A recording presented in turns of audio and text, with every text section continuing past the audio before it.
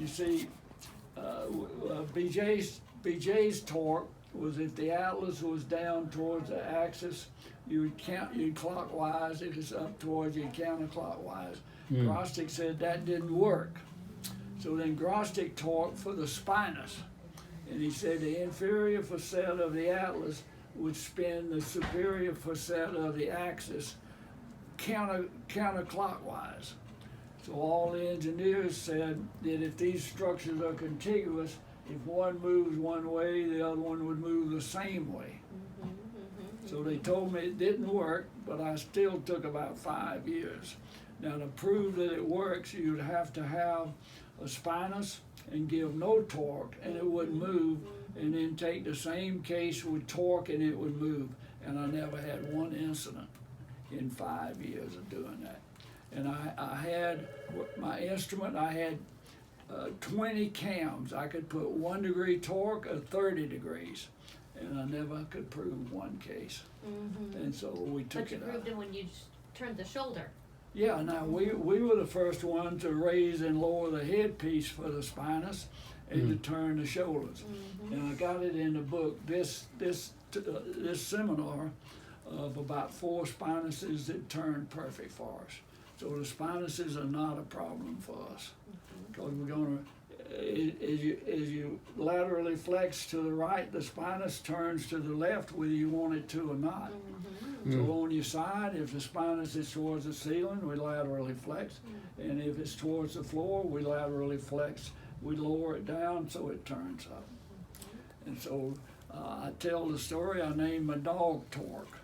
I'm patting my dog on the head and say, Torque, how does that work? And I've never had one demonstrated. No. Now I know how you do it. Your arms are 3 and 9, that's no torque. Now you go to 2 and 8 and you count, that's clockwise. Now you go to 4 and 10 and that's counter. I know all of that, we taught it, but I'm telling you, we threw it away. And then later on, I think there was some research done that any torque is dissipated in the tissues and along the skin. So we I took don't it remember out. who did that. So we took it out of our instrument. Yeah. But it sounds like Grostic, this research, I think it only goes back in the last 20 years. Sounds like Grostic worked it out years ago. Yeah, but at the same time, I don't like to run Grostic down any, but his torque didn't work. But everything else was good, but at the same time. You focused on is the reason for the short leg is because the control center up at your upper cervical region was offline, causing the misfiring of the nerves going from the brain down to the body, affecting your paraspinal musculature all the way down the spinal canal through the pelvis, causing the appearance of a short leg. That is. I can't help it. I mean, this is it. That's all I have to say. It's not hard. KISS. Have you ever? It's not really. Is it that complicated for you to understand? You're a doctor, for gosh darn it's a sakes. lot This is of double simple. talk. It's double talk. It's not double talk. Have you ever heard of the body's center of gravity? Yes. That when the head is tilted, nature don't let you hit your head walking down the wall. It shifts your pelvis over. Okay. Well, when then it just shifts say the that. pelvis over, the leg is short. Perfect. Okay, so a right atlas should be a left short leg, and if your head's leaning this way, then the left atlas should That's have a what right I short like. leg. Then it's about the head and up here again. No, it ain't Not about the short leg. Yeah, but you're saying it's about the brain. Oh, I meant here control. The control center of the universe is right here. From the front of the frame No, and the main. distance in the back is 30, and in the front is 60. From the front of the foramen magnum to the front of the skull is 60 millimeters. The back, the posterior part of the foramen magnum to the occiput, to the curve of the is 30 So millimeters. here is the opening. So if the cervical spine was straight, then you got all this cantilever. Right. Now it bends the curve around so that it supports the whole weight of the head. The cervical spine is not directly under that, it curves. Now it supports the head. But now if the foramen magnum is in the center, let's say it's equal on both sides, a military is normal and better. And you're most likely gonna have large bodies. Yeah, well, To go along with because you don't need the posterior. Right. So you look at the bodies to see if they're bigger or smaller. Atmosphere change, and the Clintons got into power. We had what's called, managed care. Managed care is never managed the care; it just managed the money and transferred from doctors to patients to third-party payers, insurance companies who didn't take the oath to say, do no harm. It's all about making money and all that jazz. So we all know what's happened after that. They took so much money from us year to year. They got to a point where I couldn't support all the people that I had, so I had to disband my group of people that we were doing something really novel. We had two neurochiropractors, 2 guys trained by Dr. Sweat. We had Sweat machines in there. We had 2 chiropractors doing, the neuromuscular massage therapy. I had hired another neurologist that did acupuncture. I hired a nutritionist, I had a therapist. Myself, as a neurologist, I'm a pain specialist. My training is different in neurology because I did neurosurgery training before I did neurology training.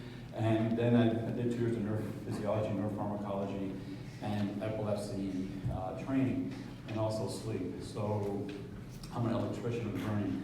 And this is what I do. I'm also a stroke specialist. So what's interesting is that over the years, it isn't just headache. I looked at this whole Atlas situation from the point of view of causing headaches and it being wrong. There's much more than that. You guys know that, right? It's much more than just headaches. And I've had patients after car accidents where they come in and they have a little bit of headache that they say, Doc, something's really weird. What? My whole body vibrates. I feel like I'm on vibrators. Just go my hand in my chest. Oh my God, you're vibrating. It's like humming. I said, well, I'm not sure what to make of that. We have medicines for that, but I'm just saying Dr. Sweat and see what they can do. He comes back. They did 1 treatment, and the vibration went away. I can say, what? The vibration went away? Since that time, this is back, I think it was like 1993 when this happened. Yeah, we're in Atlanta with Tekla. Hey Heather, I grew up, I was born in Detroit. My dad was a dentist.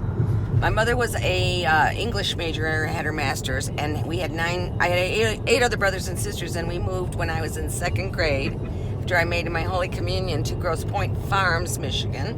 That's where I grew up, and then I went to school at Western Michigan in Kalamazoo. I graduated a gal from Kalamazoo. Yeah, Zoo. Love that song. Oh, it's great. So I graduated in 80 and ended up working for Xerox and CBS, and I was still in a 6-year relationship with a guy that I dated in college, and he moved to Atlanta. So I followed a year later, and we were going to be married, and then I gave back the ring, and I stayed in Atlanta. Oh. And I had grown fond and friends with a gal that was about 5-10 years my senior. We hung out for a long time in Buckhead and had a lot of good times, but she had a friend that dated Matt. That's my husband. Is her husband now. And 26 years later. Roy's son. Right. But he wanted to be a CIA agent before he became an Atlas orthopedist. Oh, no kidding. And there was a time in our country where there was like an 8-year recession, and they told him he was overqualified. So then at that point, he had graduated Auburn, and what was he going to do? So he went to sell cars. Oh, did he? Now, this is an interesting fact. Mark for the Atlas. You understand that? Wherever that goes is Okay, so wherever it it is. says we're going to outline the posterior arch and draw a line through it. Right. Now, at the same time, the posterior arch represented the Atlas. Now, now, it's very difficult to take the APOM. You have to have the sagittal. You got to figure the angle in. Then you got to come around and take it at that angle. And a lot of times it's a little high or a little low. Now, if we use the inferior tips, and this is what you look at on the APOM, is it this tip high or is that lateral edge here? And so if this is high, it doesn't matter what the posterior arch would show. So you don't, if It it's is- 30 it's much degrees better. like No, that, no, doesn't no, matter. No, wait. No. I'm talking about the frontal. No, Plain I line. think I I got got one. one. I'm talking Yeah. about the AFP. Right. The- So you the take that angle. from there. Yeah. Yeah. So I'd rather have, regardless of what the arts show, this is what it's really sitting on. Now, if one lateral mass is high and one is low, the posterior arch is going to be in the center of that. But it's still underneath, which is more accurate than the posterior. And this is what I do, just exactly what he said. But I'll do the inferior. I'll do the line through the top, and I'll mark three. all of them. All three. Yeah, Line. and if they don't all add up, and then C2, the top of C2. Yeah. As yeah. well, facets yeah, as well. yeah, yeah. So I they better all look the same to Okay. me, or. Good morning. Who said that? I did. Oh, no. I'm still asleep. That's it. Rest up.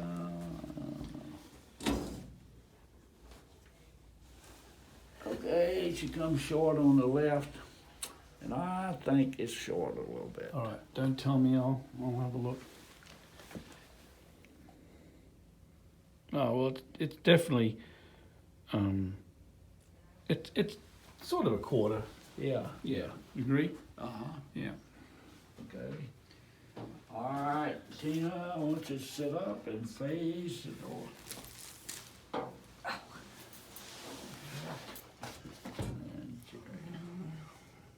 Okay. It's pretty sore. Mm-hmm. We should have like the dentists have hygienists. We'll have a CA or whatever, like a physician's. Yeah, they have a assistant. program for this at Palmer for these people. What do they call this? Oh, the CT. CT, yeah. Okay. I would ask Roy, what will the future look like? Does he but- have a vision? But you see, you should have a CT measure the legs and take pictures of them, and then take a picture of the C2 scanning, and then we walk in with all this information, and then we adjust them or tell them they're in, and then the assistant comes back and takes the post pictures on the leg, takes the post pictures on the CT scanning, and all that done. See, again, all the blood pressure instrument, the doctors did it at first. Now the nurses do it. So we're gonna need nurses or assistants to do it all. And then you could maybe see as many as Andrea's saying. She's seeing if all we gotta walk in and all that. We hit the button and then we walk out and they come in and do it all. You know, He could bring his head up. So I took it out there, and the atlas pointing down, and for me to take the front. All right. Have him sit up in a chair. No problem. All right, come on and let's do that. but that's like a flexion and it shows that Yeah, anterior. but I don't believe that.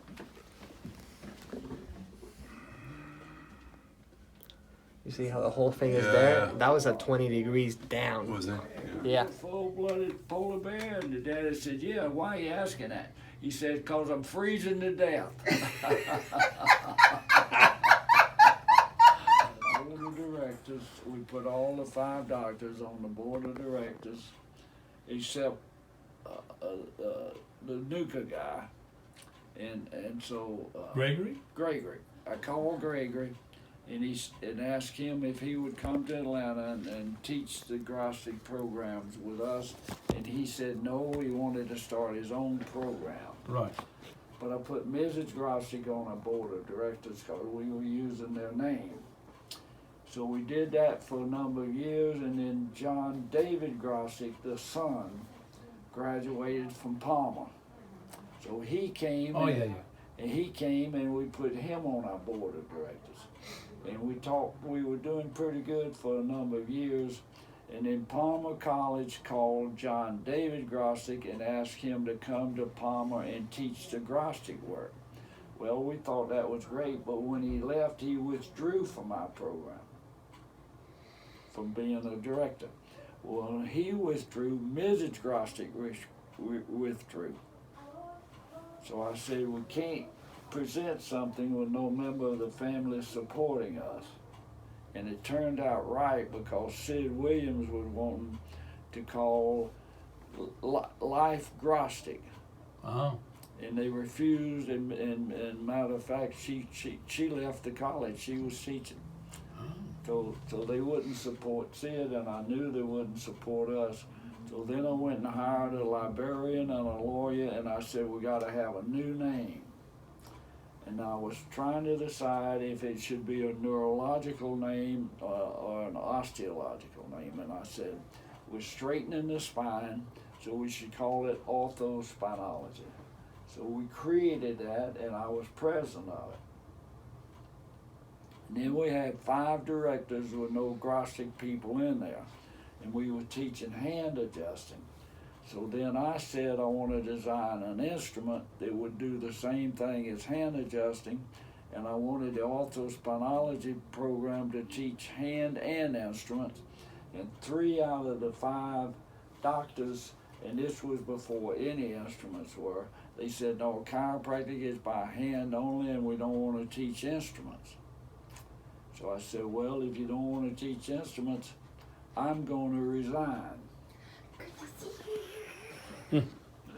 So anyway, what happened was 3 out of the 5 voted not to teach instruments. So I resigned. This is 1980 now.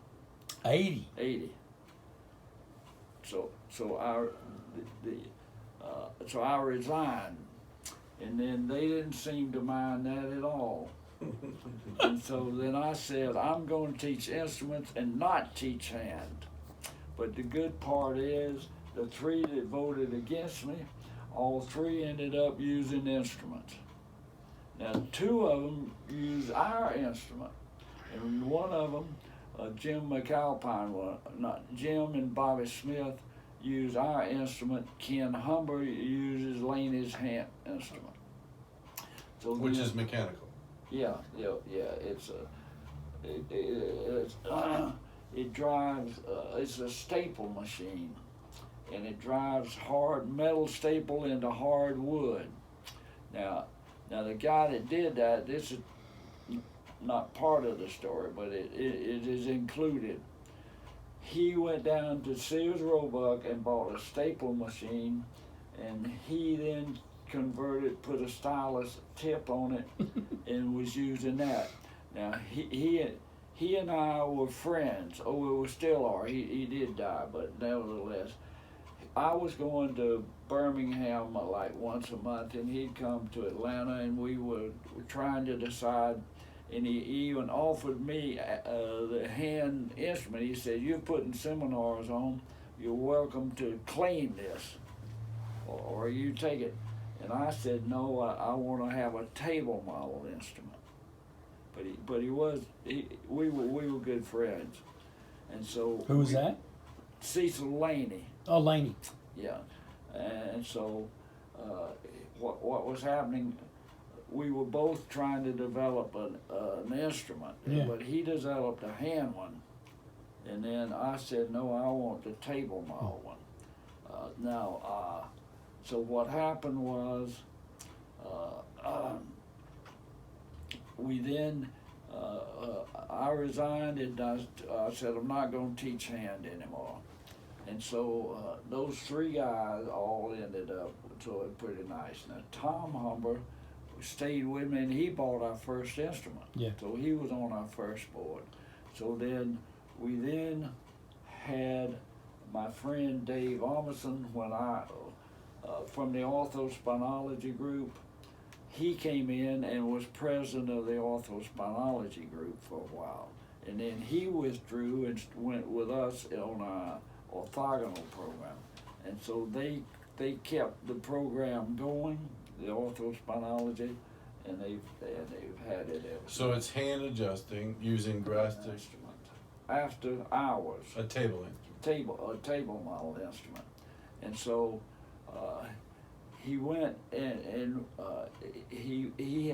we had a torque issue that I took torque out of our instrument. Now when you use torque, this pisiform has to turn some. So our torque instrument would turn. So Laney designed his instrument, and then he asked me to come look at it, and I did. And he had torque in his, and they still claim torque, is my understanding. Now, I asked Laney, I said, does a stylus spin? And he said, no. I said, well, how do you get torque in there? He said, when we hit back of the stylus, we're spinning when we hit it. And I said, that's enough explanation for me. And so, but now his instrument has excursion. Now, he even paid me a compliment. And I always said 90 degrees is the greatest possible advantage on a lever arm. In other words, if you're going to push this down, 90 degrees pushes it better, but it's an inch inside the skin, and we can't get to 90. So we can only get to 30. So Laney then said his instrument goes in and down. Oh. And he said, I got the idea from you that we should go down. I said, well, it's an inch, you can't get in on top of it. But I got no argument and I got no problems with what they use. So now they have a Laney instrument that goes mechanically in and down. Down. We would just say it has excursion. And it also now most still using Grostic's methods of analysis. Yeah. Now they following that still. Now most all of them are using the little handgun. Now this isn't hearsay. I saw a video of one. I won't say which one, but I saw a video of one of the leaders in the orthospinology group. And she clicked that little handgun about 12 times without stopping and examining it anyway. And I said, how do they know when to stop at 12? And in our program, you never adjust twice, you adjust once and examine them. Now, if it's not right, you go back and adjust it a different vector, and then you examine them again.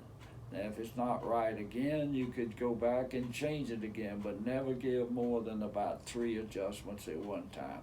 And if it's not right, tell the patient, that's all I want to do today. We'll work on it the next visit. But at the same time, I did have, and this isn't hearsay, I had one of the patients come in from one of the orthospinology person, and she did tell me, said they clicked it about 12 times. And so, but I got no argument. I got no. So Laney's still now alive?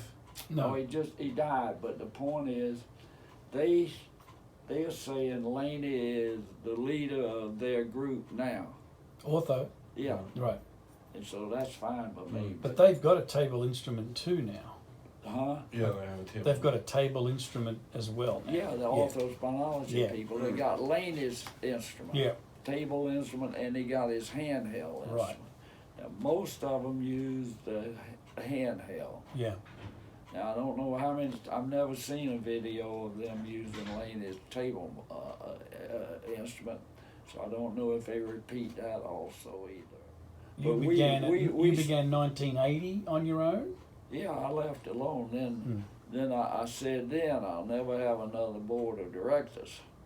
So be careful if you're starting a company, and be careful who you put on the board of directors.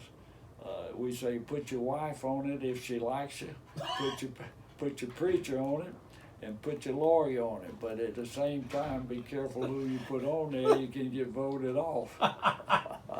Well, that's what happened to Steve Jobs. Yeah, you can get voted off if you put too many directors on there. But anyway, we welcome them. Now we do say they are the closest allies we have. They use Grostic's X-ray analysis, and they use an instrument. Now the next closest ally we say are the NUCA people. Now we claim them; they don't claim us too often. But at the same time, they use Grostic analysis, but they are hand adjusting people.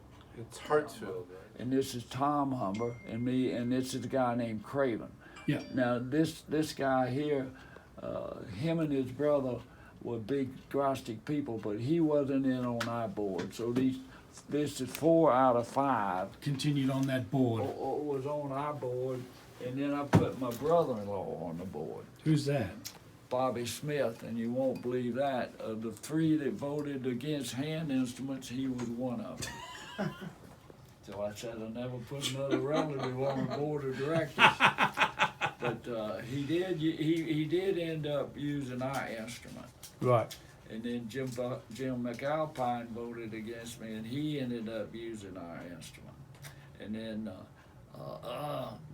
the other guy, Ken Humber, ended up using the handheld.